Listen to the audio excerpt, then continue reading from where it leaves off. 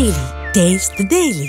ఇండస్ట్రీకి ఎంతో మంది హీరోయిన్స్ వస్తూ ఉంటారు పోతూ ఉంటారు కానీ ఇక్కడే సెటిల్ అయిపోయే వాళ్ళు మాత్రం చాలా తక్కువగా ఉంటారు. అందులో తాను కూడా ఉన్నానంటున్నారు ఓ కన్నడ బ్యూటీ. ఈ మధ్య ఎక్కడ చూసినా ఆమె పేరు వినిపిస్తోంది. పైగా పాన్ ఇండియన్ సినిమాలకు మోస్ట్ వాంటెడ్ అయిపోయింది ఆ ముద్దుగుమ్మ. ఇంతకీ ఎవరా బ్యూటీ? రుక్మిణి వసంత్. నిన్నటి వరకు కేవలం కన్నడలో మాత్రమే ఎక్కువగా వినిపించిన పేరు. ఇప్పటికే అక్కడ సప్తసాగరాలు దాటి బఘీరా లాంటి సినిమాలతో స్టార్ అయిన ఈ బ్యూటీ ఇప్పుడు తమిళ, తెలుగుపై కూడా ఫోకస్ చేశారు. ఈ మధ్య శివకార్తికేయన్ మదరాసితో తమిళ ఇండస్ట్రీకి పరిచయం అయ్యారు రుక్మిణి. సినిమా ఫ్లాప్ అయినా ఈమెకి పేరొచ్చింది. కాంతారా చాప్టర్ 1లోనూ హీరోయిన్ గా నటించారు రుక్మిణి వసంత్. రిషబ్ శెట్టి తెరకెక్కించిన ఈ మూవీతో పాన్ ఇండియన్ గుర్తింపు తెచ్చుకున్నారు రుక్మిణి. కొత్త కాంతారాలో కనకవతి పాత్రలు నటించారు బ్యూటీ.